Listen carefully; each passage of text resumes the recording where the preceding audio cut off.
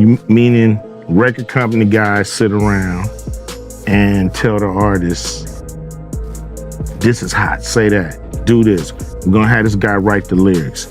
Are you surprised by the evidence that's already coming out in the criminal trial? No, I'm not surprised.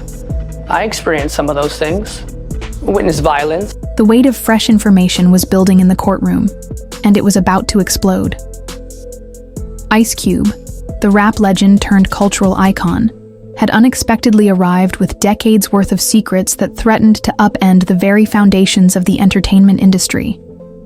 His testimony wasn't just a statement, it was an indictment of a system built on manipulation, coercion, and exploitation that implicated some of the most respected figures in the industry in a covert network of corruption. What had been expected to be another ordinary day in Sean Diddy Combs' trial turned into an explosive spectacle that no one could have predicted. Dishonest, violent, horrible.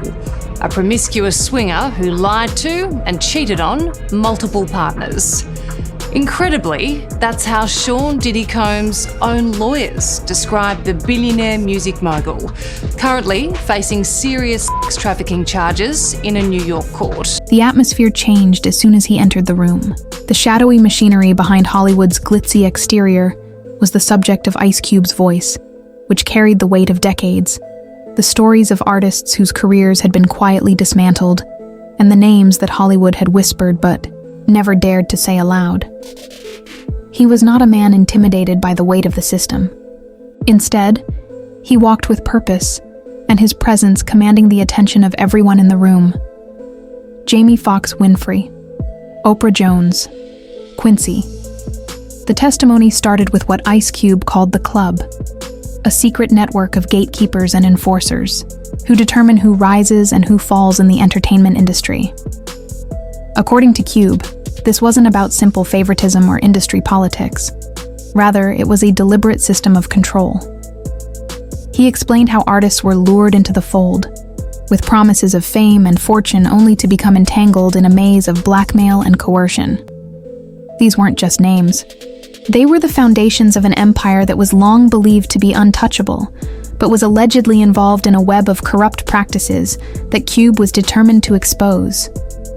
Cub described the use of covert recordings made at exclusive events and exclusive parties as leverage to quiet denters.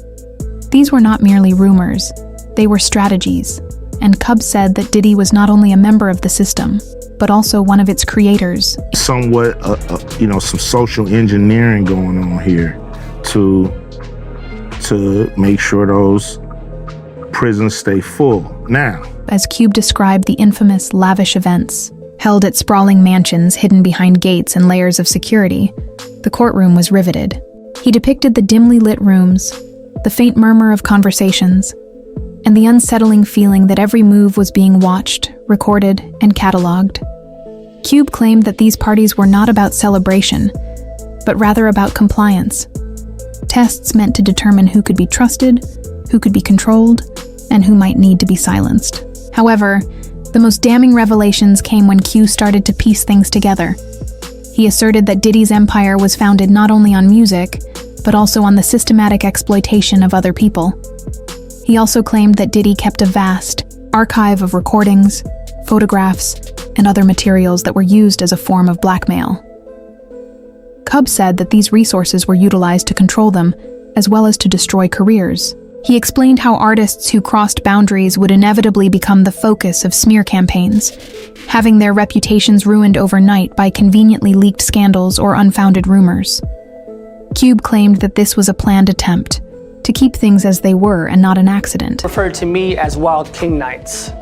And what a Wild King Night was when him and a guest would go to a hotel room or be at his home, his bedroom, and they would have intimate gatherings. I would have to go and prep that hotel room, which consisted of baby oil, Astroglide. As Cub's testimony progressed, the accusations became more serious.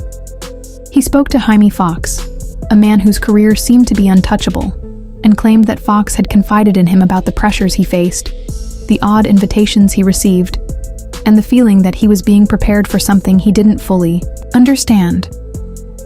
Cub also suggested that Quincy Jones and Oprah Winfrey were involved in the system's continuation. He explained how Foxx had been taken to Jones's house under the pretense of mentorship, only to undergo an experience that left him shaken and unsure of his future. The courtroom fell silent as Q related these tales. With the weight of his words bearing down on everyone in attendance, he explained how Foxx's career was subtly destroyed after he started to distance himself from these circles. Roles vanished, projects failed, and the media started to paint Foxx as unstable and untrustworthy. He even hinted that Foxx's recent health scare, which was widely reported as a medical emergency, might have been something much more sinister, serving as a warning to others who might think about escaping the system.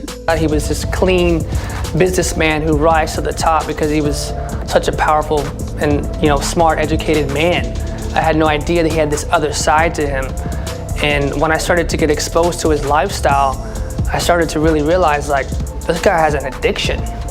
It's not just, once every few weeks, it's every day, every hour. Cube went one step further and connected these accusations to more general trends in the industry, explaining how musicians who spoke up or disobeyed frequently met similar ends.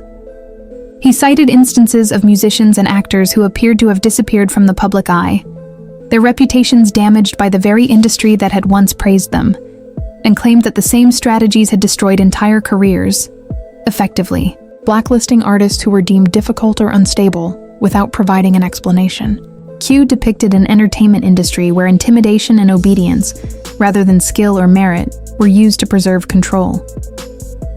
As Cub left the courtroom, his testimony was more than just a statement. It was a call to action, a demand for accountability, in an industry that had long been shielded from scrutiny.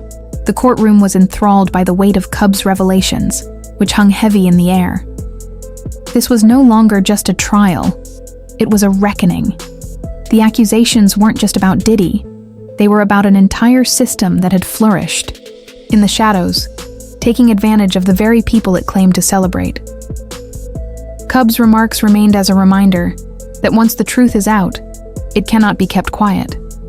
This was more than simply a trial. It was a time of reckoning for Hollywood as a whole. People at the top can manipulate what's going on with the people who are bickering. Cub's evidence had left the audience in stunned silence, but the repercussions of his revelations were just starting to take shape. Those in positions of power have the ability to control what is happening with those who are fighting and arguing. He revealed a system that was broad and linked, where influence functioned like a subterranean current.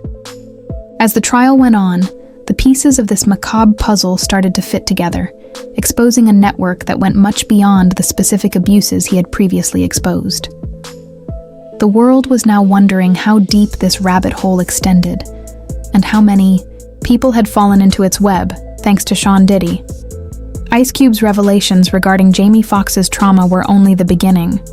His accusations against the so-called gatekeepers cast a pall over the most well-known individuals in the industry. Quincy Jones, Oprah Winfrey Diddy, and other about the club of gatekeepers that we all got to deal with. Of coming forward, they've been afraid of what he could potentially do to them within the industry, what he could do to them professionally, maybe even personally. And so yes, it's been a dark secret they've held on to for a very, very long time. Just getting started. So please share your thoughts in the comments below.